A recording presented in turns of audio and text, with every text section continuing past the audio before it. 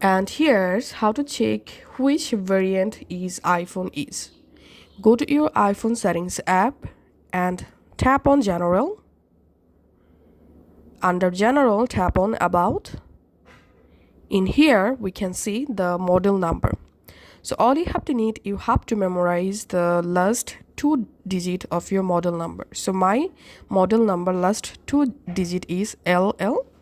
Now open a browser and search here iPhone region, iPhone wiki. Search using this keyword, and all you have to need open this first link, model regions. And in this website, you have to scroll down, and here you will find sheets. Under code, you have to find out the last two digit number of your iPhone model number. So my model number last two digit is LL. So here I'm just scrolling down and finding LL. So here's the LL, and now we can see LL for USA, Canada, also used for some replacement units. So I can see my iPhone variant is USA.